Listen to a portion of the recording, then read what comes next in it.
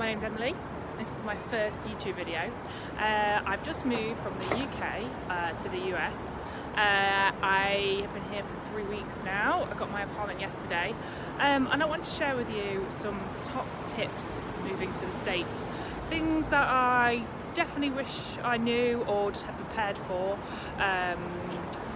before I joined. Some are obvious, and then others less obvious, and I think hopefully will be helpful. Tip number one, nice and obvious, but make sure you've got a passport for at least 6 months until the expiration date. I've decided to move from the busy road and come to Central Park instead. It's nice and pretty. Second tip is make sure you have ID with you. So I know you've got your passport with you. It's illegal in the US to not have an ID when you're on the streets. Well, it is in New York anyway. And also when you get an ID for alcohol. So I'm 33 and I've got ID'd every single alcoholic drink, which has not happened in the UK for a long time. Basically apply for a driver's license if you haven't got one, and if you have got a UK driver's license, bring it. They don't accept other types of identification, so your safest bet is basically carry around your driver's license all the time. Yeah, top tip. I know it's obvious, but the third tip is getting a visa. So there's lots of different types of visas out there, so depending on your situation, depends on what visa is most appropriate for you. I'm personally on an E2 visa. To get the visa, you would have to go to the US Embassy in London, or if you're Irish, go to Dublin, and yeah, you get quizzed on why you want to be in the country. My best tip to basically start is have a quick Google search, research what you want to do, and then essentially whatever visa you think might be most appropriate for you, do a bit more research into it. But anyone can apply to go to the embassy and try to get a visa, so you might as well just go and try.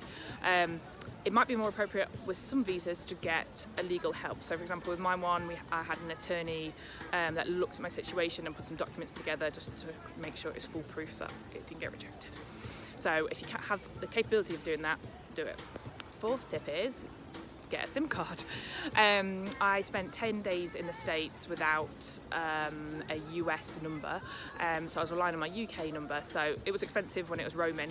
Luckily in a city like New York there's lots of places that have free Wi-Fi, so it wasn't too difficult, although I made some expensive phone calls, which was pretty frustrating.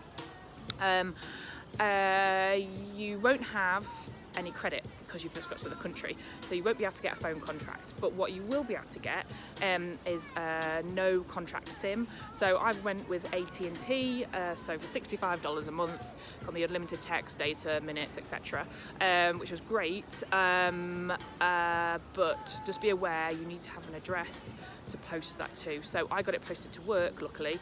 Just make sure you've got an address on hand that you know that you can collect the SIM card from. Tip number 5, apply for your social security number as soon as you get here. It's virtually impossible to do anything without social security number. So when I first got to the States, I was actually celebrating my friend's 40th birthday. So I spent 5 days in Vegas and then got an internal flight to JFK, which was horrible because I was really hungover. Oh, I don't think I was hungover, I was still intoxicated, it was awful. And actually went straight to the social security office with my cases. You're in a room with 50 people, it was a 3-hour waiting list, you get a ticket, just like a number ticket, and you're in line basically.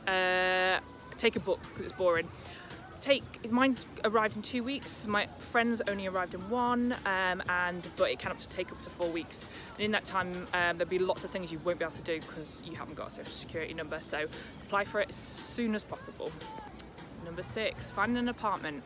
So when you first get here, I highly recommend either staying with a friend, so you've got some kind of like temporary address, or getting an Airbnb that you can get a temporary address from. I think you could probably stay in a hotel, but it would be quite expensive.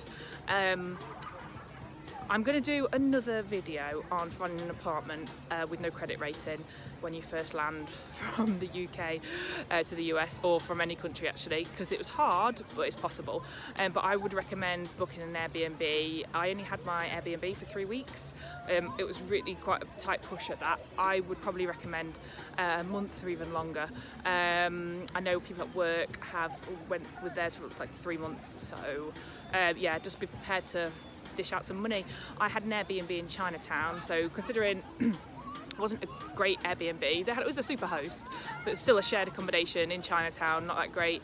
It was £930 for 13 days, so just have some cash behind you basically if you haven't got any friends that you can stay with. Tip number 7 is open a bank account as soon as you get here. So I am with Chase. To open a bank account, all you need is proof of address. So for that, I got work to write me a letter with my address on it. And it wasn't even the address of where I was staying, it was actually work's address. So it was good, they accepted it. But I think if you don't have that, they want a utility bill. So just work out how quickly you can get some kind of like formal document with your address on, even if that address is a temp address. Yeah, you just have to think about it. Yeah, it's pretty easy to come. And another tip, in the UK, when you with any bank, if you go to a normal ATM machine, they don't charge you. Here, you have to go to your bank's ATM machine to not get charged, and if you go to another bank, then you basically incur a fee. So just think about when you apply for a bank, make sure the bank that you apply for is close to you. So otherwise, you'll be incurring lots of fees if it's not convenient to go to your bank. Final tip is apply for an Anerican Express card when you're in the UK. So by doing this, when you get to the States, all you need to do is just call the Anerican Express company up and say, I've moved to America, and they give you an American credit card as long as you were paying your bills and stuff in the UK. It was really, really handy. So I applied for my Amex 12 months before I came to the States. Yeah, as soon as I got here, I said, can I told them I was changing address, and then the card took about another 7 days to come. The only downside to this is I couldn't spend at all the retailers, because some retailers wanted my social security number attached to my credit card. So just keep that in mind. And then as soon as you've got one credit card, you can slowly start building your credit.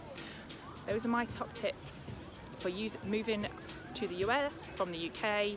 I'm going to do another video on the apartment search and finding somewhere to live if you're not going to do a sublet, because it's a bit of a minefield. Yeah, okay, have a good day. I really wish I did the whole video from this angle, but because I look a lot better looking.